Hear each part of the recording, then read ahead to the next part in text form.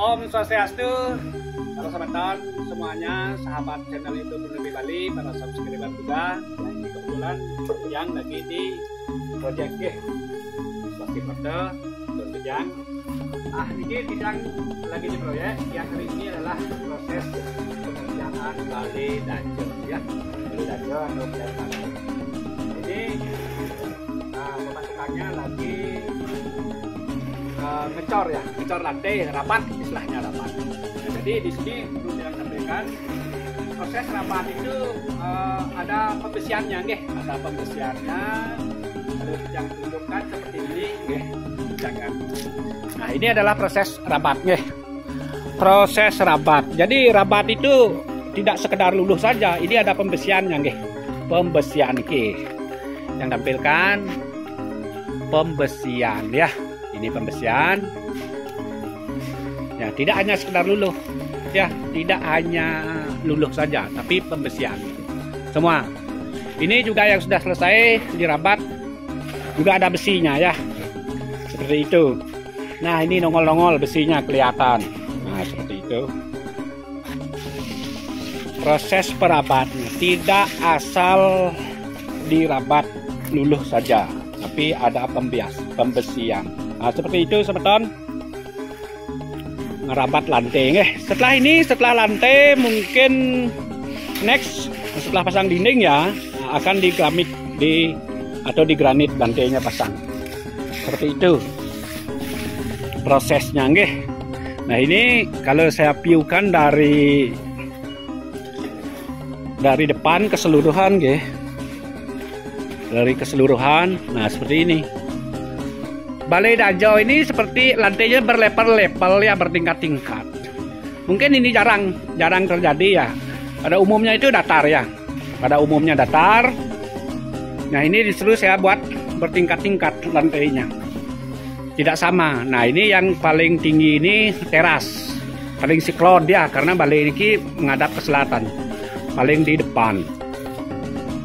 Levelnya itu 30 cm. Teras. Nah, kemudian turun ini akan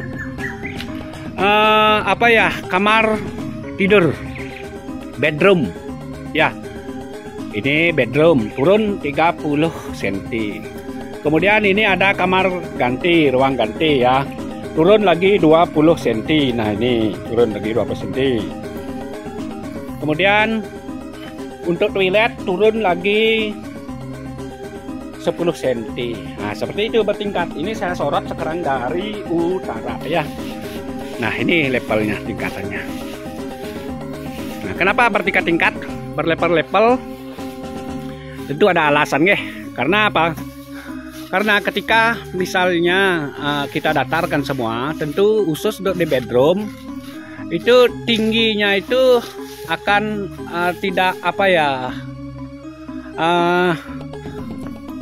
tidak sesuai dengan kebutuhan, berat rasanya ya, seperti enep. Nah, seperti itu, tidak sesuai standar. Paling tidak tinggi dari lantai ke plafon itu paling tidak ya 2,70 meter.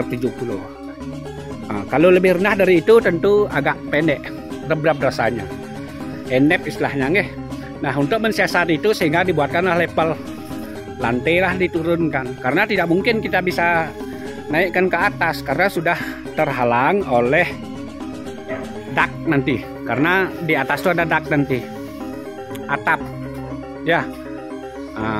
Di belakangnya itu dak, di depannya atap normal. Nah, tidak bisa dinaikkan daknya itu karena sudah dibatasi oleh atap Bali-Bali itu alasannya ya. Nah, seperti itu barangkali bisa dipahami. Tujuannya agar lega, itu pada intinya. Kamar bedroom itu agar lega, tidak terlalu rab-rab endep, itu yang dimaksudkan ya. Ini jarang sekali terjadi, dibangun seperti ini jarang ya. Pada umumnya datar seperti itu. Jadi tujuannya apa? Agar pemilik itu ketika tinggal di kamar tidur rasa nyaman. Itu aja intinya, prinsipnya ya. Inilah tujuannya kita mendesain agar maksimal, hasilnya maksimal, dan kita juga tinggal di kamar itu nyaman. Dan yang paling penting tidak mengurangi estetika bangunan itu pada dasarnya ya. Next nanti akan Titiang videokan perkembangan proyek selanjutnya, bagaimana proses pembuatan blindarjo yang benar.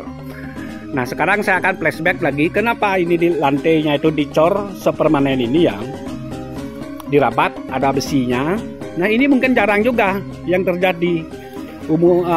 Bangun-bangunan yang lain khususnya Bali paling dirabat aja, dan bahkan tidak dirabat, langsung dipasang granit atau keramik. Itu sering saya lihat. Tapi yang prosesnya ini benar. Jadi memang wajib ini dirabat ya. Kenapa dirabat? Karena ini ada proses pengurugan pendinginan. Pendinginannya ini 120 kalau normal dari lantai halaman itu, karena tinggi ada pengurugan. Nah, untuk menghindari terjadinya efek ketika tanah itu mengalami titik jenuh. Nah, ini kan urugan setinggi ya boleh dikatakan 1 meter lah ya. Ketika kita nguruk sampai tingginya 1 meter, tentu tanah urugan itu akan mengalami proses titik jenuh, terjadi penurunan. Nah, seperti itu. Nah, ketika tanah ini berproses mengalami titik jenuh, terjadi penurunan, agar tidak berdampak kepada lantai nanti, apakah itu granit, keramik. Nah, maka dibuatlah rabatan seperti ini. Nah, rabat inilah akan menopang ketika terjadi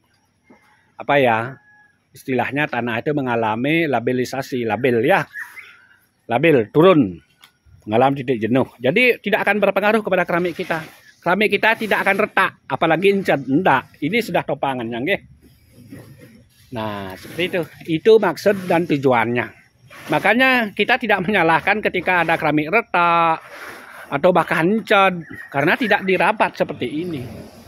Next nanti dampaknya itu bukan sekarang, mungkin sekitar 2 tahun, 3 tahun, 5 tahun dan seterusnya, itu baru berdampak ketika tidak dirabat. Itu maksudnya, nggih. Baik teman-teman, ketika membangun apapun itu pastikan bahwa prosesnya itu benar, sehingga dampak buruk yang mungkin akan timbul baik dalam jangka waktu pendek maupun jangka waktu panjang itu bisa diminimalisir ya. Nah, itu yang maksudkannya. Baik teman-teman, seperti itu yang bisa sampaikan dalam video ini. Next akan Titiang lanjut di progres berikutnya, atau barangkali topik berikutnya di lain proyek tentunya. Titiang sinap dengan Pramo Santi. Om Santi, Santi, Santi, Om.